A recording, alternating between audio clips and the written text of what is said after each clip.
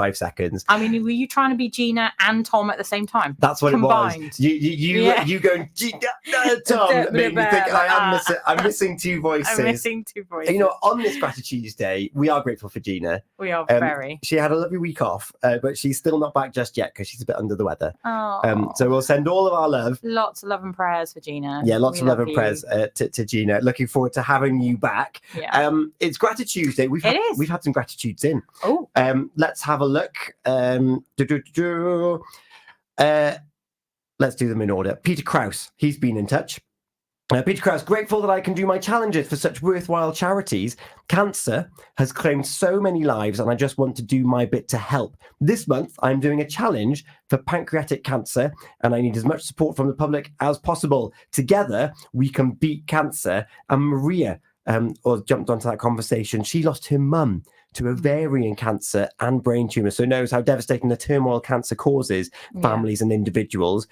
Thanks for making the awareness of beating cancer so apparent. I used to work for a cancer charity as well, so very well aware as to what this is, as to how it impacts people. And then Maria went on to say, grateful for her family, her fabulous 4, that makes waking up each day so much more better, makes each and every bump in the road much more achievable. There, my world, with a lovely picture. And then Rebecca Singh's been in touch this morning about she's grateful for skate parks or play areas in general where kids who don't know each other end up hanging out together. My son is at the top of this picture, which you can have a look on our Facebook. There he is on top of the ramp. Hanging out, and my son's at the top, and every time we go he manages to make a friend for the day and sometimes sees them again at the same spot. And I make the point, we're social beings. We are. So these communal areas, we were just talking about the pub off air, these communal areas where we can get together and bump into someone, spark up a new conversation, are all really important. So I'm grateful for new conversations. That's brilliant. I mean, I love that. And it's actually a really good segue into what I'm going to talk about this morning. Is it? It is. It is. Well, kind of. I take it. I take it. So I have to first say that this is not from me. This is from the Archdeacon himself, Archdeacon Paul McNess, this morning. So every week he sends his clerics, his team, he sends them what he calls his Argus, which is just a sort of a reflection on how things have been in the week and his own reflections on life in general, really. And this week he was talking about this idea that Jesus says to love your enemy. Well, he then started talking about Dr. Fu. Dr. Fu. Put my teeth back in. Yeah. Doctor Who. And he says this. He said, this week's episode related to a world where everyone was constantly on social media in their own bubble, which literally went around their heads. So I haven't seen it. I'm not a Doctor Who. I'm not a big Doctor Who fan, although by the sounds of this, I need to be. And they were blocking out what was physically going on around them. So they had a bubble in their head and all they could do was social media. There was nothing else going on. So do you watch Doctor Who? I'm not a Whovian, although keep your eyes peeled because you may recognize her face. Oh, have you done a session or two? Have you little monkey? I'm gonna have to watch it now just to try and find Tom on Doctor Who. Anyway, these people were so in their own little worlds that they didn't realize that people around them were being devoured by aliens. Oh my goodness. Yeah, absolutely. By monsters, and they're unable to walk without the aid of their artificial intelligence. Anyway, Doctor Who wants to come and rescue these people. And he manages to convince this girl that they need help. But when they meet the Doctor, they realize that he is black. And he is different from them. Okay. So there's 2 strands going on here now. Yeah, there's 2 strands going on there. And they were really, really offensive to him, and they didn't want to take help from him because of his colour. Ooh.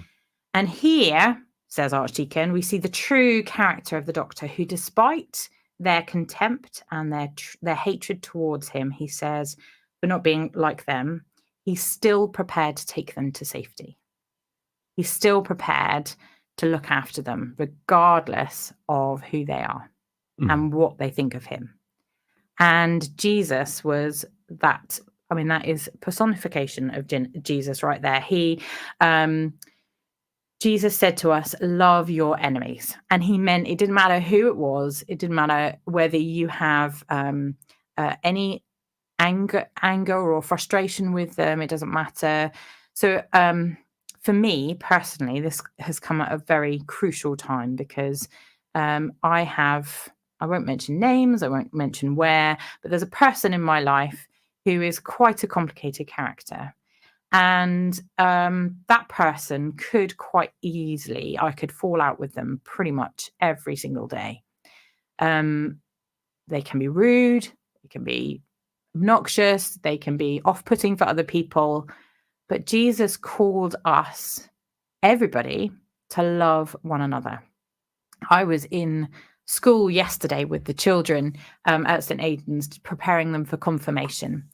And they asked, we were watching a video, and there were 2 people on this video who had been persecuted and threatened to be executed as a result of them delivering New Testaments to people in this particular country. I can't remember exactly which country. I would imagine it was somewhere out in the Middle East, somewhere that doesn't do Christianity. And they were imprisoned for 3 years. And the children said to me, why were these people persecuted? And I said, because whether you believe what's physically in the scriptures or not, they are powerful pieces of writing that if everybody followed what was in those scriptures, i.e. love everybody, love your neighbor as yourself, love your enemies even more than yourself. If we were to do that, then the powers that be in this world, and I'm not going to mention any, but the powers that be in this world would be scared. Mm-hmm. Because they would lose their power. Yeah. So love your enemies, guys, because love your enemies is what will change the world. I was going to say love is powerful. Yeah. And for those of a different persuasion, the Harry Potter story Harry Potter completely focuses on the power of love. It does. When you unravel all of those bits together. And also brings you there the power of choice. Yes. If things are done bad to us, we have the choice as to how we respond. Not necessarily react, because reactions are going to happen really quickly. And reactions are always bad. Yeah. But we do have that power to respond. And you often see it in American big murder trials and stuff like that. And then sometimes at the end of that trial, they'll go to the parent of whatever. And they're like, but what's going to happen now? It's like, I forgive. Yeah. And that power to be like, actually, it's done now. Yeah. And we're going to move on as best we can, is really powerful. Yeah. And then you don't have that holding over you, because we don't need to carry that with us. No, we don't need to carry it with us because it's not healthy for anybody. No. Ncuti Gatwa is the new Doctor Who. He is fantastic. And you're mentioning there about how he was the personification of Jesus. Did you watch Sex Education? I've watched some of Sex Education. I haven't watched all of it. There's a wonderful link between him. You referring to him as a bit of a black Jesus, because that's what he refers to in Sex Education. Oh, does he really? Yeah. So there you go, a bit of a Ncuti Gatwa moment here this morning. And thank you so much for joining us, sharing the love, giving us another perspective to think about on this Grati-Tuesday morning. On Thursday morning, we've got confessions. Hooray! We have confessions. Oh, that's the wrong one. I didn't want to put that one on. Want to confess? Email studio@purewestradio.com. Reverend Sophie, you missed it last week. I did. I can't remember what the story was now. But if people want to have us ponder and deliberate over and deliver possibly and deliver forgiveness, then give us a flavour as to what confession is all about here on a Thursday morning. It's a bit of fun, isn't it? It is a bit of fun, but the idea is that you bring those funny things that perhaps you have been holding on your heart, or not necessarily. It could be very real things, but I suggest if you have real, proper confessions, that you come to me and Father Neil in private, not on the radio, first thing on a Thursday morning. But it's a bit of fun. But if you've got any naughty confessions that you would like to confess first thing on a Thursday morning, then Father Neil, myself, Tom, and Gina will be there, willing to hopefully forgive you. Hopefully forgive you. That's the decision, isn't it? Do we or do we not forgive?